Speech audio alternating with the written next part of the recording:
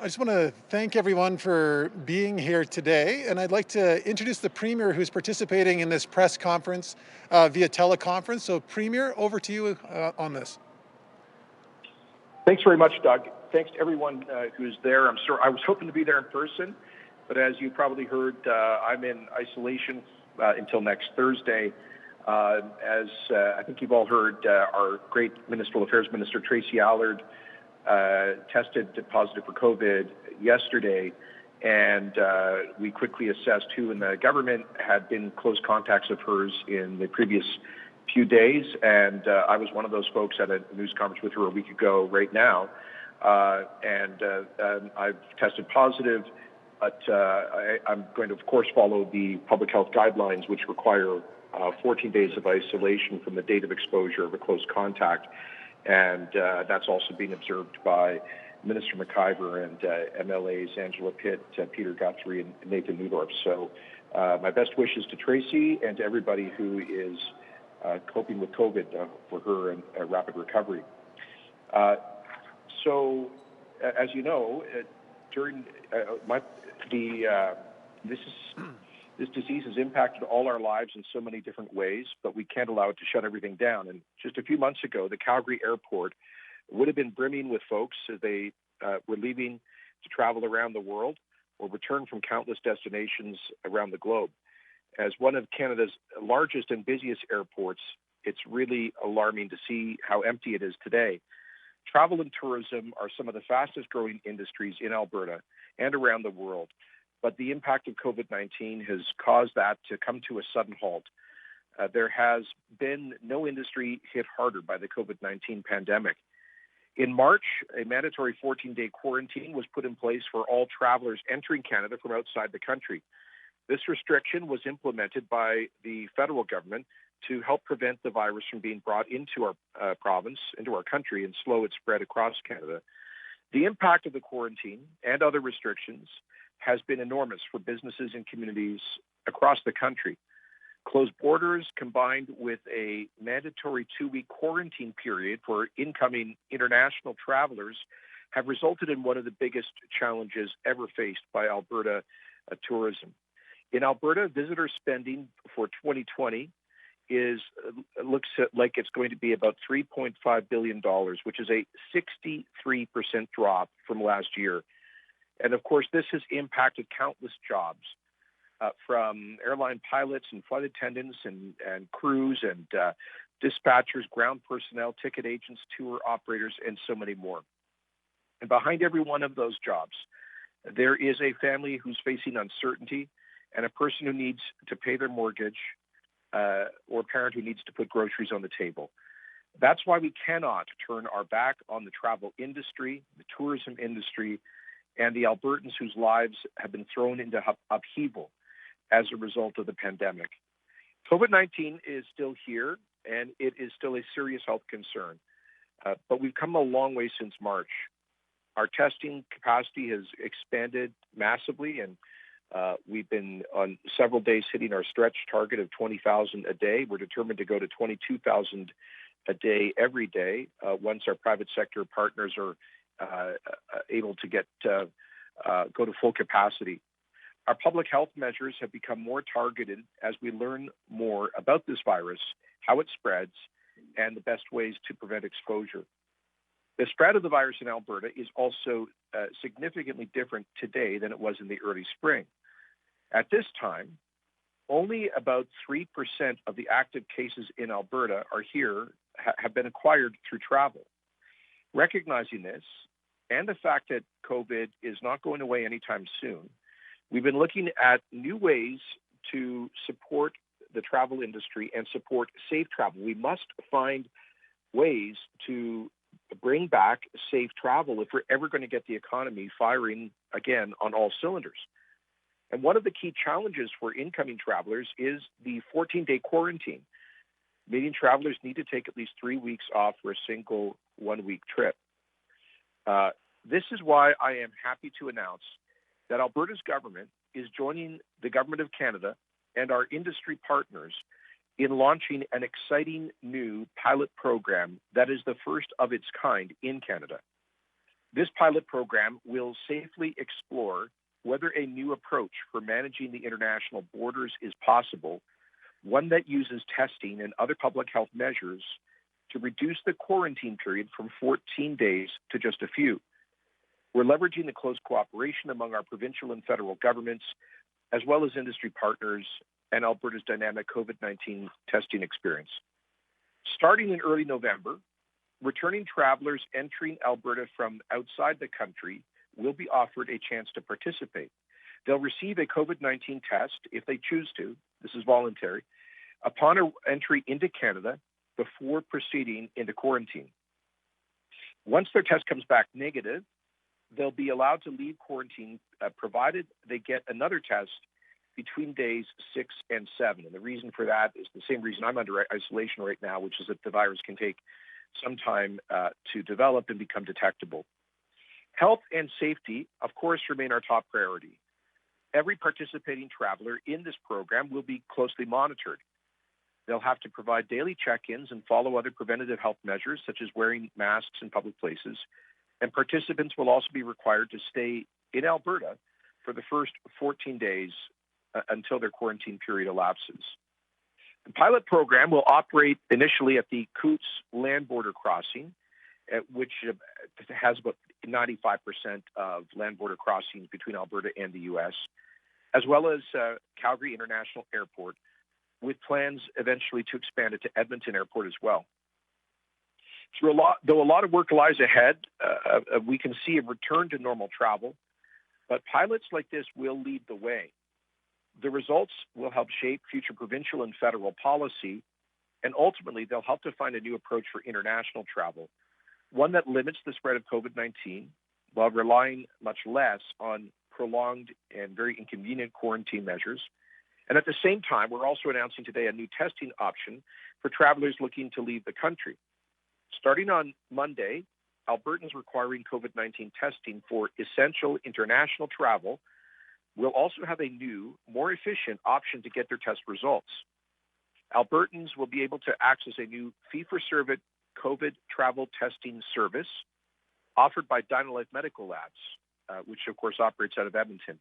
For $150, travelers will receive results 72 hours in advance of their arrival time at their destination. This will enable people to get where they need to go safely and minimize the risk of anyone transmitting or acquiring COVID-19. These new tests will support faster turnaround times for travel testing in Alberta. They'll also allow AHS to focus on testing symptomatic Albertans staying in the province, along with those who are involved in outbreaks or the close contacts of them. This is another example of Alberta innovation in our COVID response. Today's announcements are a step forward for an industry that really needs it, and another step forward in Alberta and Canada's recovery from COVID-19. I'll just add that in terms of the reduced quarantine period, one of the important steps that we've taken this week is to move completely away from regular testing of asymptomatic individuals, unless, with certain exceptions, of course, like, for example, if they're close contacts of people who and had exposure to people who tested positive. And we've done that in order to speed up our processing times. Right now, about 2 days, sometimes longer, but this will mean effectively that travelers who have come back, who've taken this test at the airport, they get a negative result probably within 48 hours. They just simply have to commit to go back and test again 6 to 7 days later, making the whole process much more convenient. I want to thank our partners in the Government of Canada for their cooperation on this, as well as Calgary Airport. I want to give a shout out to Ed Sims from WestJet, who's been consistently advocating measures like this, as has Air Canada. We've been in constant talks with the federal government about policies such as this. I've been raising the need for at least a pilot of this nature with the federal government and my fellow premiers for months now. And we've been working out the parameters of this particular pilot with the federal government for the past 8 or 10 weeks. I want to thank my chief of staff in particular for really being persistent in nailing this down with the Government of Canada. And really what I've said to the federal and other provincial governments is that we simply must move forward to develop policies that facilitate safe travel as a key part of economic recovery, and that Alberta is prepared to lead the way. So I think this is an important day, hopefully a sign of hope for the many, many people in our travel and tourism industries who are going through a time of great adversity. And with that, I'll hand the mic back to you, Doug.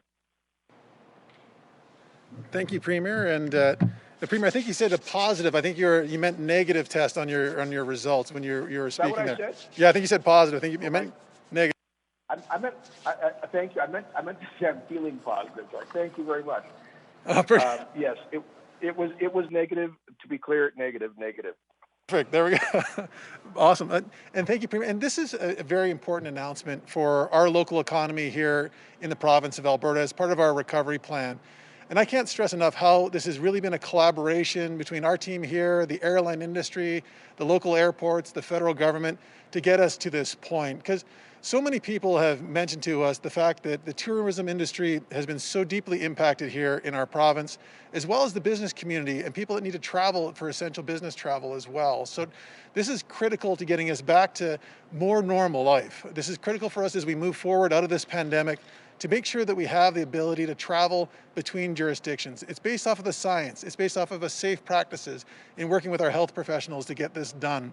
So it's just critical for us here in the province of Alberta to be at the forefront of this, to lead the charge ahead, based off of the evidence, based off of the facts, based off of the advice from health professionals to get this done. And so many of us have known we'd like to be able to do certain travel, but the impediment of having 14 days upon return simply made it not feasible. So bringing this down to most likely around 24 to 48 hour turnaround time for people is critical. We have to have that for people so they have this certainty when they're traveling, when they come back home, that it's going to be a very short turnaround time that they can get back to their normal lives. So we want to thank everybody, thank our partners for doing this here with us today. This is just critical for us as we continue on our recovery plan and make sure we have a viable and thriving airline industry and travel opportunities for Albertans and our tourism industry. So thank you, Premier, for your leadership on this, and I'd like to turn it over to Minister Shandro.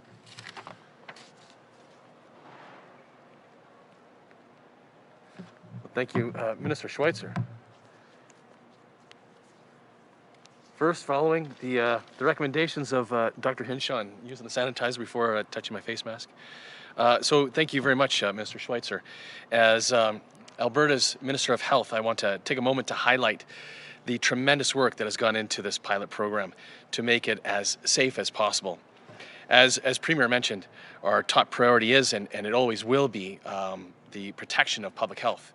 Since day one, we have said that our public health measures, including testing and quarantine requirements, must be supported by strong scientific evidence.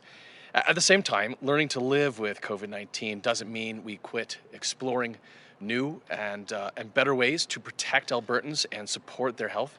We can't shy away from testing new approaches in controlled and safe ways.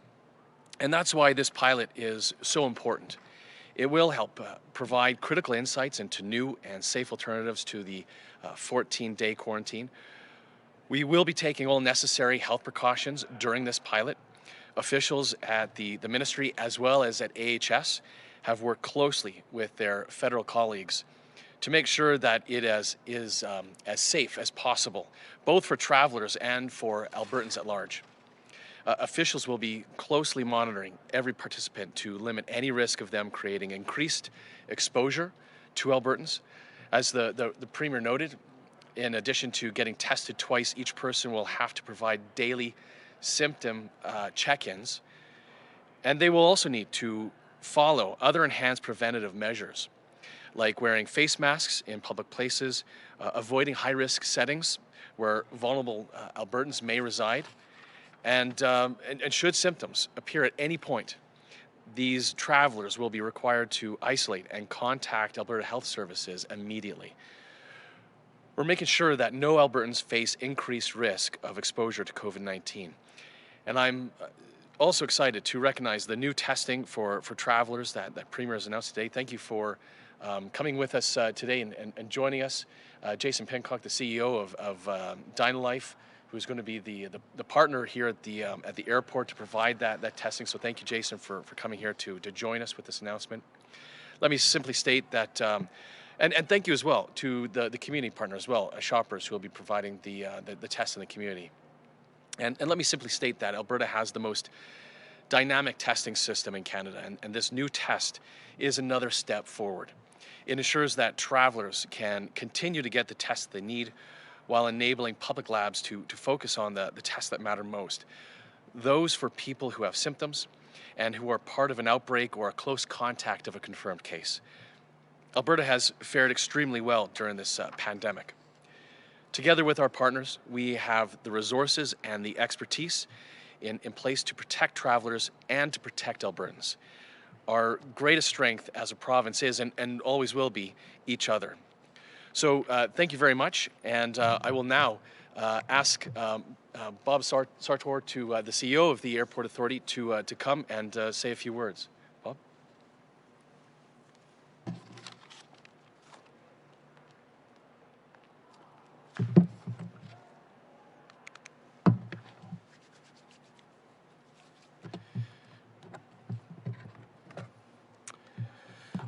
Thank you very much, Minister Shandro. Good morning, everyone, and welcome to YYC Calgary International Airport. Bonjour et bienvenue à tous ici à YYC, l'aéroport international de Calgary. I'd like to thank and acknowledge the fact that Premier Jason Kenney was able to participate even though he is quarantining. Thank you, Premier Kenney. Also, our Minister of Jobs, Economy and Innovation, Doug Schweitzer, of course, Minister of Health, Tyler Shandro, that we just heard from, and of course our hub carrier president and CEO of WestJet, Ed Sims. I'd also like to wish Municipal Affairs Minister Tracy Allard all the best in her recovery and wish her well in her self-isolation. I'd be remiss if I didn't say that in the spirit of friendship and reconciliation, I'd like to acknowledge that we are on the land and traditional territories of the people of Treaty 7 nations and the Métis Nation of Alberta. That's where this airport sits. Ladies and gentlemen, this is an announcement that I've been waiting for and that we have all been waiting for months. This innovative, government-approved, science-based testing trial for international arriving guests is the lifeline airports and airline partners need to instill confidence in air travel once again. We thank both the governments of Alberta and Canada for working with us and selecting our airport to develop this trial. While YYC International Airport is proud to be the first airport in Canada to have this government-approved testing pilot for Canadians, I would dare say we won't be the last. We really hope that this pilot will help in reducing and one day eliminating the 14-day self-isolation requirements that have so crippled our nation. We believe this is a first step to support the safe and healthy recovery of air travel, helping to drive our economy. Our world has changed greatly since March, and the aviation industry has had to be agile and adapt quickly, as have airports. Partnerships and innovation like this are what is needed to help our industry recover from the devastating impacts of COVID-19. Testing is a critical element in restoring trust in Canada's full air transportation system. Airports and airlines are essential in launching recovery for the travel, tourism, and hospitality sectors, and testing will eventually allow this recovery to begin. This testing, along with our #FlyHealthyYYC program, which achieved Airports Council International World Airport Health Accreditation, ensures our guests can be confident from the moment they walk into YYC, go through our security, and board their aircraft, that we and our partners have done everything possible to make it a safe and healthy trip. A new era of air travel is upon us, and all of us here at the Calgary Airport Authority look forward to helping pave the way forward. I'm now happy to welcome Ed Sims, President and CEO of WestJet, our hometown airline, to the podium. Ed?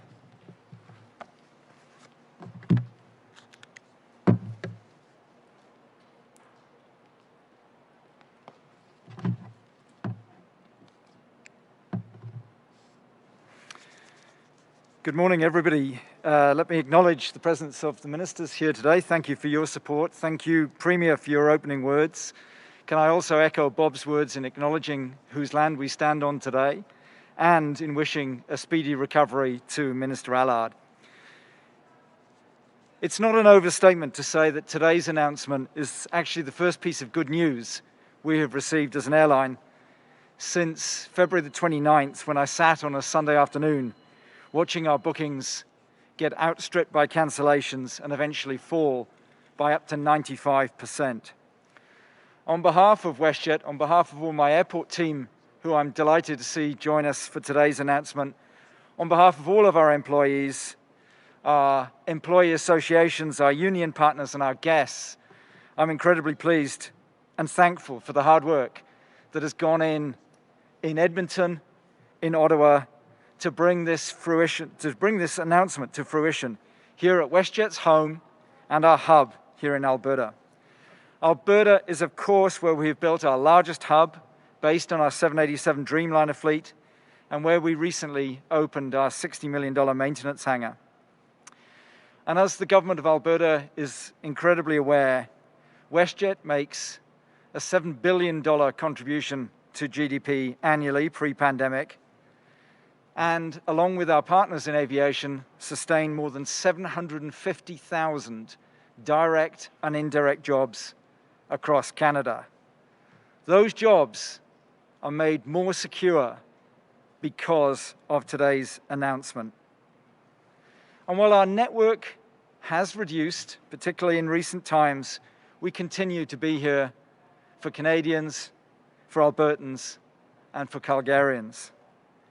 We are proactively introducing a new international hub with critically important routes like Palm Springs, like Phoenix, like Los Angeles, Puerto Vallarta, Cancun, and Cabo, direct from Calgary Airport.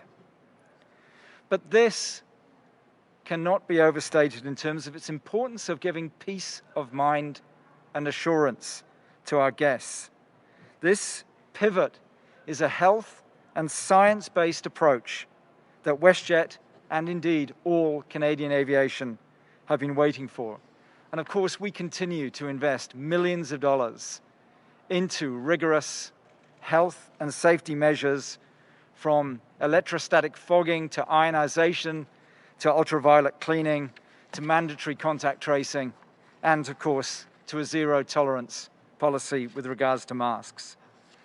So we see today as a critical first stage in continuing the closest possible relationship between ourselves, the Government of Canada, the Government of Alberta, and indeed our close partner at Calgary International Airport to support this step, to implement flawlessly, and to help safely open travel expansion right across the country.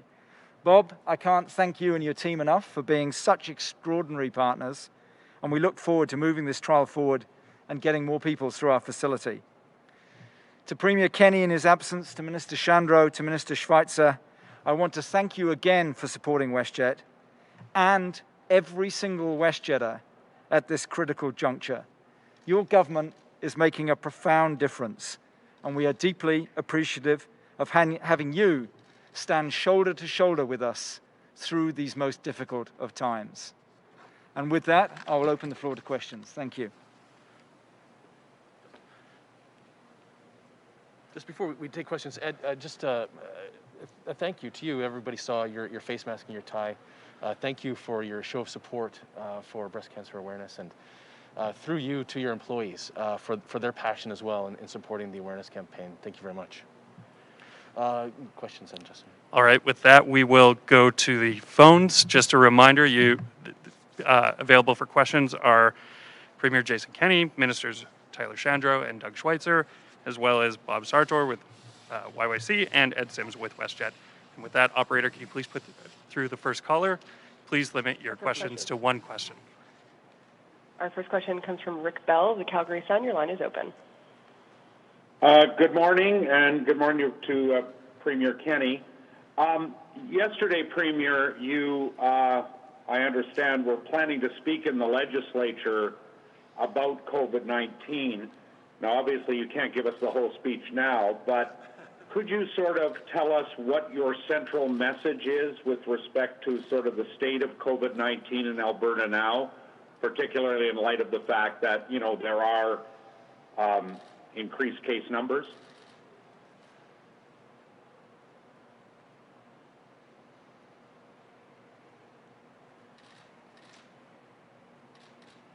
Did the line go down? Do you know? Do we still have the Premier on the line? Sorry, the typical COVID conference call, I was on mute. I apologize. One of the small annoyances of the past 8 months. Thank you, Rick.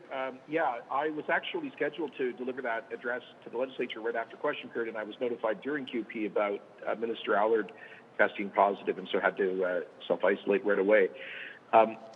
We are obviously concerned about the growing number of active cases in the province and growth in the number of people hospitalized with COVID-19, and that's why we ask Albertans really to take this seriously, because we have been, I think, very successful as a province in maintaining the least stringent public health restrictions while having some of the best results in the Western world. That is to say, if you compare our per capita levels of infections, of hospitalizations, ICU admissions, and COVID-19 related fatalities, they have been, until the last couple of months, lower than the large Canadian provinces, lower than, I think, all of the 50 United States, and lower than all of the European countries with less stringent public health restrictions. So that has spoken well of the ethic of personal and collective responsibility demonstrated by Albertans just using common sense and care to follow the public health guidelines. I would, if I was giving that speech, I would reiterate that our primary goal here is to prevent the healthcare system from being overwhelmed. You may recall that back in the spring, based on our modeling, we had opened up the 2,300 dedicated acute care beds in our hospitals for COVID patients and about 560 dedicated ICU beds with ventilators. AHS deserves great credit for having turned on a dime to create that set-aside capacity in case we faced a Madrid or Milan-style disaster. Thankfully, we have never come remotely close to that. And at the peak in the spring, we had fewer than 100 COVID patients in acute care beds, and I think never more than 20 in ICU. So we have done very well against international metrics and against our own modeling, and in protecting the capacity of our healthcare system. I think it's also important to acknowledge that the virus is here to stay. And unless or until there is widespread immunity, either through natural infection or through the widespread use of a vaccine, we have to cope with it, and we have to carry on with life. That's why in my very first address to the legislature about the pandemic, I said, I invoked the British slogan that during the Blitz, keep calm and carry on. We cannot shut down our lives, and our twin goal here is protecting both lives and livelihoods. But that is especially important in Alberta with the depth of the energy price collapse and its economic impact. And that's one of the reasons that we've been intentional about taking a less stringent approach to mandatory public health restrictions, including in the last month or so. Now, as I've said before, Rick, we cannot completely exclude the possibility of targeted, limited restrictions in the future if we determine that a case growth could begin to jeopardize the healthcare system. But if we do that, it will be based not on a hunch, not on political pressure, but on data. And I'll give you one specific example. We see other jurisdictions across Canada and around the world once again hammering the hospitality sector. We have, and I would have spoken to this yesterday, we have The third largest employer industry in the province is the restaurant industry. And thousands of our restaurants are, many have already closed, and thousands of others are barely hanging on and could not survive another lockdown. Could not survive shutting down in restaurant service, for example. So the leader of the opposition the other day suggested we should start imposing restrictions on the hospitality sector. But that wasn't based on data. As far as I can tell, that was based on politics. Fewer than 3% of the traceable COVID cases in Alberta have been because of spread in restaurants and pubs. So what I'm suggesting, Rick, is that when it comes to any potential future restrictions, they will be limited, discrete, targeted, and focused and based on data, not indiscriminate policies that shut down and impair entire segments of our economy. So I guess that summarizes part of what I would have said yesterday. Thank you. Operator, can you please put through the next caller? Our next question comes from Bill Fortier of CTV. Your line is open. Good morning, Premier. Good to hear that was a mistake on the test. Glad to hear it. Just curious, and maybe this is to you, maybe this is to Minister Shandro. You mentioned an expansion to Edmonton International in the future. When would you like to see that happen? Is that something a month away, or is that further than that? We're hoping early in the new year. Edmonton's very eager to host this pilot program. We need to get it up and running in Calgary first and at Coutts because please remember that all of this is based on the approval and cooperation of the Government of Canada. And I think understandably they wanted to start it on a limited basis. So we're hoping for, Tyler, you can correct me if I'm wrong, but we're hoping that by February we can get this up and running at Edmonton Airport, assuming that the pilot goes well out of YYC and Coutts. Tyler, do you want to comment on that? Have anything else to add to that? I think that's exactly correct, and it's going to take this project getting up on its feet first, and as well with us and AHS working with our federal partners and the airport authority in Edmonton, and so we're looking forward to being able to expand it as soon as we can. Thank you. Operator, can you please put through the next caller? Our next question comes from Kelly Kreiderman of Globe and Mail. Your line is open. Hi, Premier. I hope you're doing well. I was just wondering if your discussion of having voluntary restrictions versus mandatory restrictions in the COVID era and the recognition that this is with us for the medium term, do you think that policy that you've developed, that the push to keep things voluntary rather than mandatory, is that something specific to Alberta political culture that is different from other provinces? And would you ever cancel Halloween and trick-or-treating? So on the second question, no, we are not canceling Halloween, and Dr. Hinshaw's offered safe guidelines for trick-or-treating. I know that some people out there will say, oh, this isn't necessary and that there's a kind of a risk. Listen, here's our point. Yes, there is risk. We cannot eliminate the risk. We have to manage the risk. We have to manage the risk using care and common sense. And I don't want the children of 2020 to go through an experience of radical change in their lives. That's why we reopened the schools, partly so kids could socialize with their peers again for their own development, their own emotional health, and mental health. So as much as possible, within safe guidelines, we've got to try to let people live normal lives, and that's partly what Halloween is about for kids. And in terms of our less restrictive approach, look, we're doing this not based on politics, but on the public health advice that we get, on the reality of the threat of the disease to our healthcare system. And here's the reality: we've done well, not perfectly, but we've done well with a less restrictive approach. And I believe we can continue to protect the healthcare system without widespread disruptions and lockdowns that have massive, broader consequences. I guess part of what we are doing here is looking at the broader health context. Yes, physiological health, but also mental and emotional, social and economic health. These things are all linked. And so we're taking that broader view.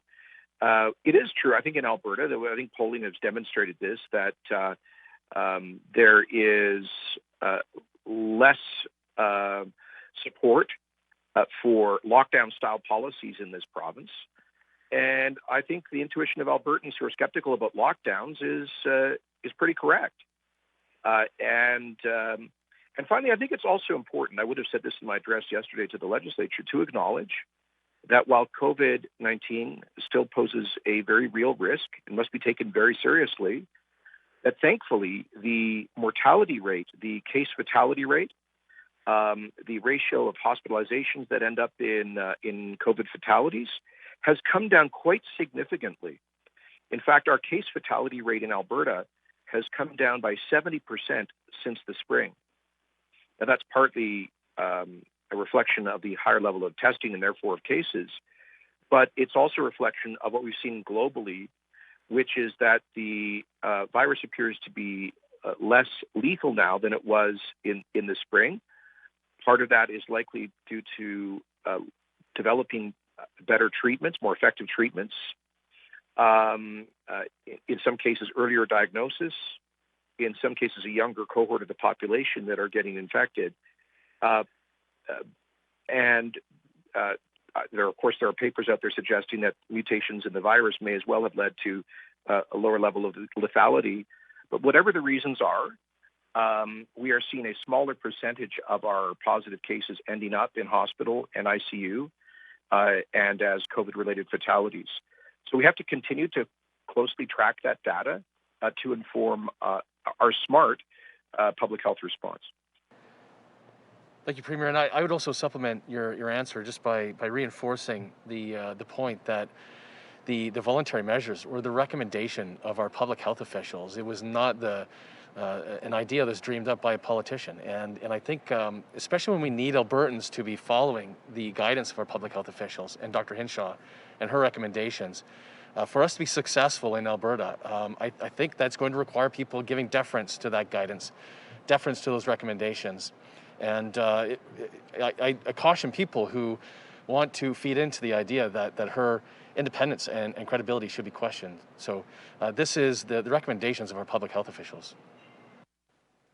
Thank you. And I'll just add one particular point on that is that,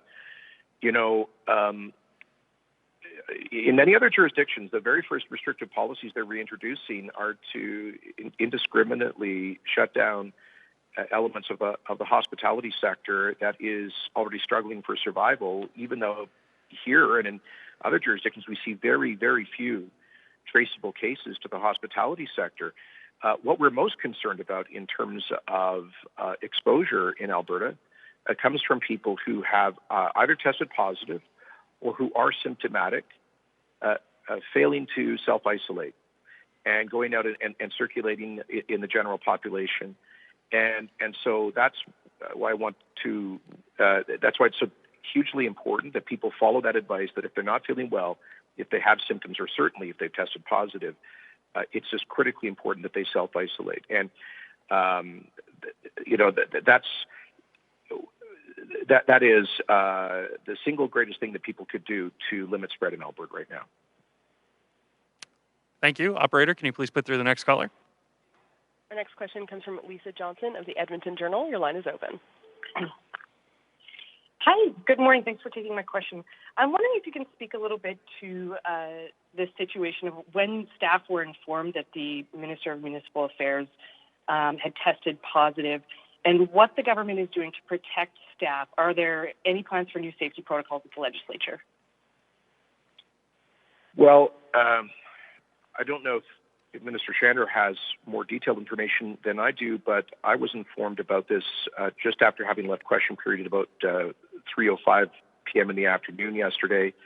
So I think staff were informed. When I say staff, officials in the government were informed by Minister Allard just minutes before that, and so mid-afternoon. And my understanding is that, my office worked to determine which other MLAs and ministers and senior officials Minister Allard had been in close contact with. Of course, Alberta Health Services also began their own contact tracing with respect to close contacts of Minister Allard's. I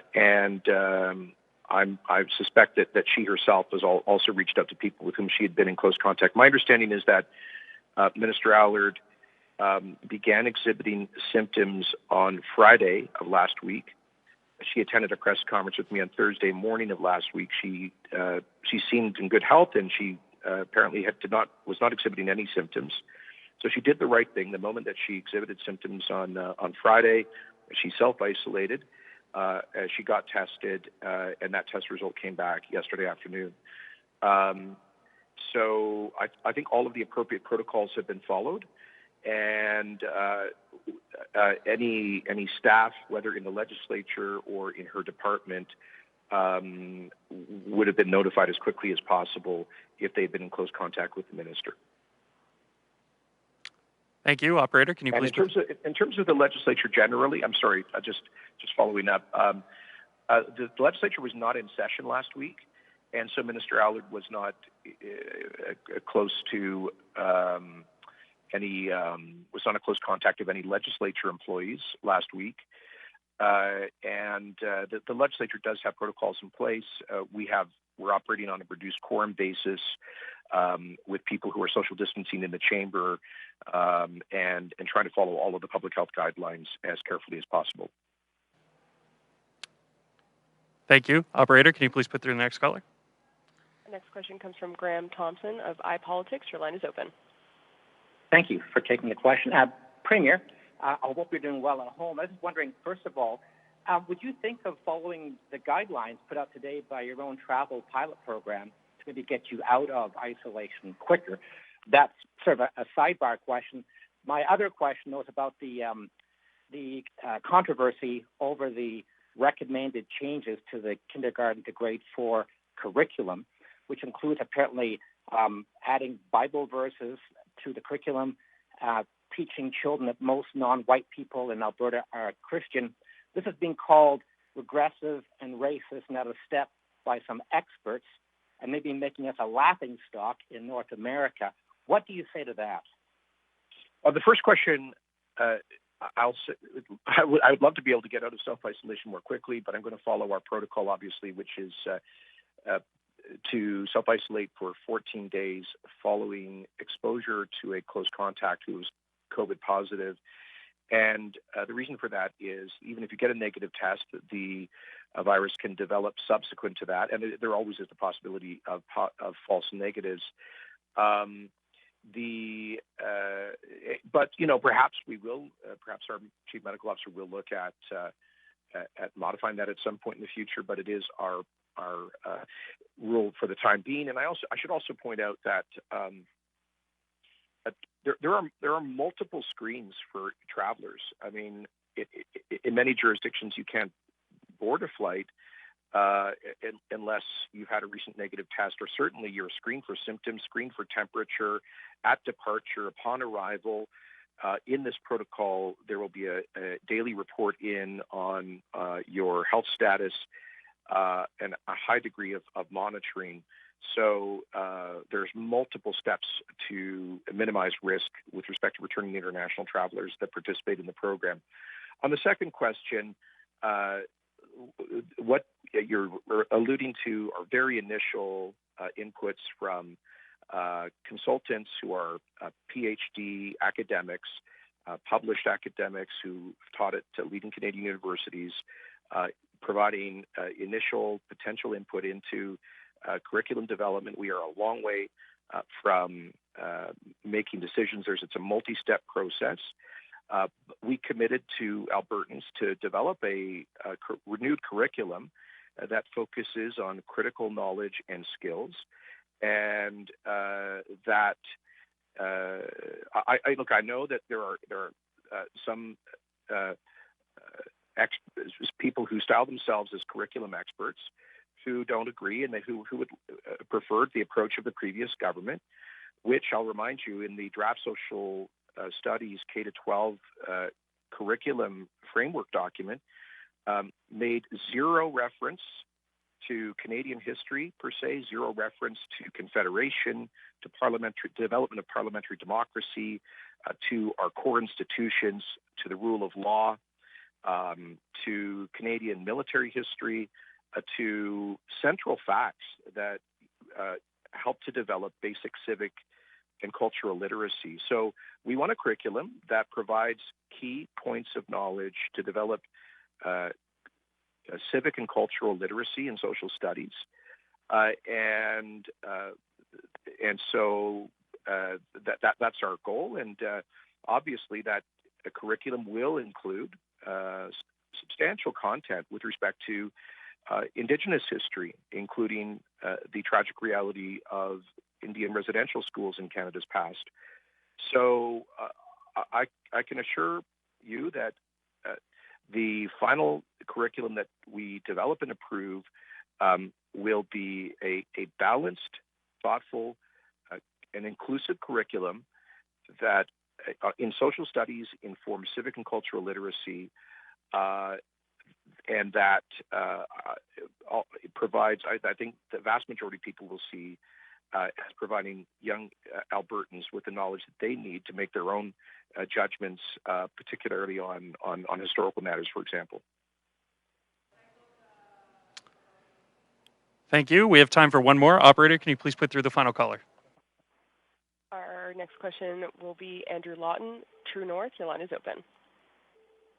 Good morning, Premier. As you know, there are varying degrees of recommendations from public health agencies across the country and in different provinces. Ontario, for example, is telling people to stay home as much as possible still. With your commitment to helping the Alberta travel and tourism industry, would you like Canadians from other parts of the country to visit Alberta right now as tourists? Well, as Alberta is an open and welcoming province, the guideline is to limit travel for essential reasons, but we have certainly welcomed tourists over the past several months. And we just ask if they come to Alberta that they follow the safety protocols, that we have the public health advice that we have in place. So I think this is an important point. We need to get not just international travel moving again, but safe domestic travel. We have resisted the pressure from some to establish the kind of Atlantic Canadian travel bubble, which has completely devastated the travel industry in that region. Tyler,